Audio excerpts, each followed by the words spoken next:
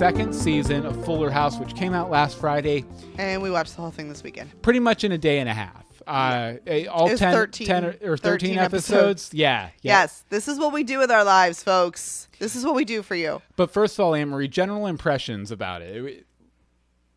Big puffy heart. You really enjoyed it? I really, I think it was better than season 1. Definitely. I think they let themselves actually have stories a little more instead of just playing on the nostalgia. Yeah, well, season 1 was really more of a reunion show, and this was more of a continuation. Right. It was a reunion show, and it was going, are they really letting us do this? Mm-hmm.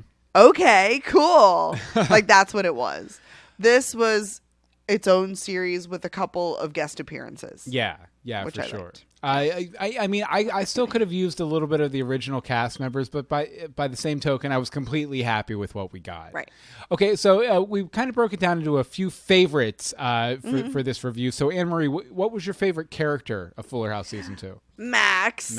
So I love this little guy and how serious and very Danny he is. He was one of my favorite kids. He was my favorite of the kids in season 1. He's the DJ's middle son, and definitely was again in season 2. He reminds me so much of Stephanie in the original series from the way he acts and behaves and interacts with people. Really? That's like the tiniest little picture. Let's see, the original about being a kid, but also being a TV kid. It's a constant battle with his classmates, the struggle to be cool at the tender age of 8. And I absolutely adore his relationship with Rose. Adore. And for Once Upon a Time fans, it's played by the little girl who played like Little Emma in the movie theater. Yeah, and definitely, I thought Max held my attention a lot more this season than he did in the Holy Chalupa season, the season Holy 1. Chalupa! Let's see, over in the chat room, Monica says, 13 episodes, even with kids? Did they watch it with you? No, we hid. Yeah. They probably could have watched it, and they have watched a lot of the first season, actually, last week. But no, this was just chill out time for us. Okay, and as far as my favorite character, there was one episode, I think it was the Thanksgiving episode, right? Mm-hmm. Where they had midlife crisis Danny Tanner, and it was fantastic. I thought it was Christmas. Was it Christmas? I don't remember. It was one of those episodes. But we all know what Bob Saget became after he left Full House and America's Funniest Home Videos. Mm-hmm. It was basically him. Bob Saget now in Danny Tanner's house kind of thing. It was great to see him play that with the other Full House or Fuller House characters too. Mm-hmm. I did think it was interesting that they did show him smoking a cigar, which is not something you would ever see on a primetime sitcom these days. Back in the day, and I mean, they even referenced this in the Girl Talk episode. They did storylines about getting pressured to smoke, and there was smoking on screen for that. Right. But you wouldn't even see that in a modern sitcom today. So I just thought it was kind of interesting. But yeah, Bob Saget with a gold chain around his neck being all like, yo, yo, yo. It was hilarious. Classic. It was hilarious. Okay, so Anne-Marie, what was your favorite episode of Fuller House Season 2? New kids in the house. So the new kids were totally in the house, and I loved this because Kimmy was very Kimmy from like the classic series, because I guess that's what we call it now. The originals, the classics. We don't get as much of that in Fuller House. The less Full Fuller House, because Kimmy's an adult. Kimmy's a mom. Kimmy has a job that she's actually really good at. Mm-hmm. This was Kimmy going, ah! and being crazy to the new kids. Sorry for screaming in the microphone for you. Yeah, apparently she has a history with the new kids that involves legal action. So that was, and it was just really nice to get that, and also new kids on the block. Mm-hmm. Yeah. They even got who was it? Donnie. Yeah, who's a famous actor now. They had him Skype in for an episode. Yeah, well, they recorded a video. Or for a second. But that was a pretty good episode. That was a good one. My favorite episode was DJ and Kimmy's high school reunion. Right. Basic premise of it being, DJ and Kimmy have a high school reunion and they go to it. But I love seeing all the old characters from the original show, all the kind of supporting characters that they went to school with in the old show reappear here, even though a couple of them made no sense. I'd say half of them are played by different actors. No, I think only one was. No, because what's his name? I don't know. The geeky guy, the geeky rich kid. He wasn't the same actor. He was the only one not the same. And the girl too, the catty girl, Santosi. Kathy Santoni? Kathy Santoni. Yeah, that was Kathy Santoni ever in the actual series? I think she was. Oh, okay. And so she was recast too, but they had obviously Steve's the main cast member, and they had Viper and the whatever guy. But it did a great job, conveying the difficulty in Steve and DJ's relationship and how it's been so hard for them to sort of come together. There were a lot of really good Steve and DJ moments in it. Now, fair warning, I'm hashtag Team Steve all the way. Hashtag Team Matt. Hashtag Team Steve. Team Steve is the true ship. But this was the first episode, like the entire season, I was like, oh, that's not going to happen. And this is the first episode that kind of gave me hope for them, because it was the first time that you really saw, I mean, obviously, I guess she had picked him before the decision was taken out of her hands. Right. But that DJ still had feelings for Steve, like big feelings for Steve. So it gave me a lot of hope, even if Steve does get engaged in the following episode. With DJ's help. But, I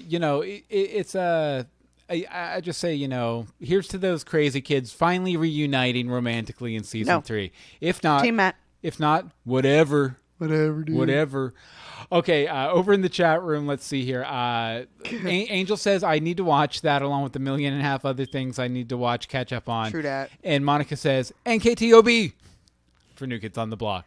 Okay, last but not least, we're going to wrap up with our favorite storylines from Fuller House season 2. Anne-Marie, what was yours? Okay, this is more of an episode, another good episode, but it was kind of a storyline. When they got Girl Talk back together and Gia came back, he was talking about the different guest appearances. I love that they're doing it, but they're not overdoing it. Yeah, and instead of pressuring Stephanie to smoke cigarettes, she pressured to vape. To vape. Please no vaping. Which is kind of cool. Don't do the vaping. Let's see. The series has an opening for many. I obviously didn't read your point. Nostalgic guest stars, and this is one of the best. I would love to see her on the show at least a little bit more, like once or twice a season. A little scene is great. Happy Hour with Steph and Gia, absolutely yes. Please sign me up. Because she was sort of the bad influence on Stephanie for the original series, and now she's like a soccer mom she's totally a soccer mom who walks for causes. I do that. No soccer though. But yeah, I just really and it was cool to hear them play. I saw the sign again. I saw the sign. I also thought it was kind of interesting that they had DJ be the drummer. Yeah. Well, they had to. Just to keep her in the episode, because I'm sure she probably has she has to be in a certain percentage of the episode. Oh, I'm sure she does. Featured in the original Girl Talk episode, I don't think. No, she wasn't. Well, because they keep doing these little flashy back things. And it wasn't her, but you gotta keep it. Well, the rock band. Mm-hmm. She put these big stickers on. Yeah, because her drumming experience was from rock band, playing drums on Rock Band, and so that's what she brings to the rehearsal. Yeah. Okay, but my favorite storyline from the entire second season was sort of the romance between Stephanie and Kimmy's brother Jimmy Gibbler. I really enjoyed the ups and downs of their relationship throughout the series. It was silly a lot of the time, kind of goofy a lot of the time, but after Jimmy confesses his love to Stephanie, it sort of swerved and provided a lot of insight into the character of Stephanie and how she processed her mom's death, which was the inciting incident of the original series. It was an absolutely heartwarming character note, not just like the whole audience goes, sort of thing. You hear it. But it was actually like, wow, that makes a lot of sense, and that really makes this character kind of three-dimensional in a two-dimensional world. You know? They're giving the Stephanie character so many more. She has way more to work off of than anybody else. Definitely. You wouldn't have thought it from the first episode of the first season, but she by far has the most depth and story of anyone on the show. Oh, for sure. I really enjoy Jodie Sweetin in that role. Sure. She's turned her life around, that's for sure. Okay, so we're done with our review. It's time to rate it using an arbitrary scale. So, Anne-Marie, out of 1,050 Gibbler Gobblers, how many Gibbler Gobblers do you give this episode? 1,045. Why? And or not episode, but season. Season stuff. I loved it. Like you had said, it would have been nice to have a little bit more of the original characters. I would have liked a few more seconds of that final scene with that new character that I'm not going to spoil. Yeah. Because that's actually a spoiler, kind of. I'd have liked, 5 minutes versus like 30 seconds. But it's really good. It's really, really good. Oh, for sure. What did you think, William? I because of the lack of the original cast members in several of the episodes, I'm going to give it a 1,025 Gibbler Gobblers. But again, I thought it was really well done. If you like the original series, you'll like this. And I mean, there were so many great little guest appearances and sort of like tie-ins to the original series. One thing we didn't mention was that Alan Thicke, who passed away this week.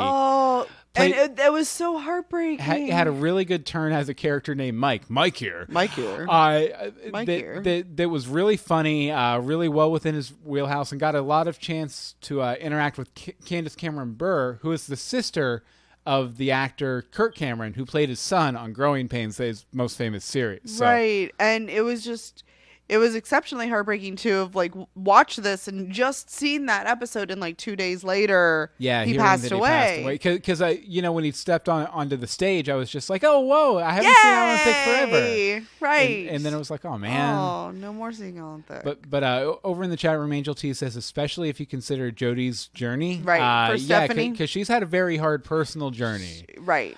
I think they even referenced that once in this episode, because she's reading a book about a kid star who's become an adult star, and she's like, I'm glad it's not one of those stories about a kid star who falls on hard times or something like that. So they kind of reference that in the show. But they do that a lot. Fuller House season 2, awesome. Go watch it. Can't wait until season 3. Yep. Subscribe today for more episodes of Universe Box, or go to universebox.com. And remember to think outside.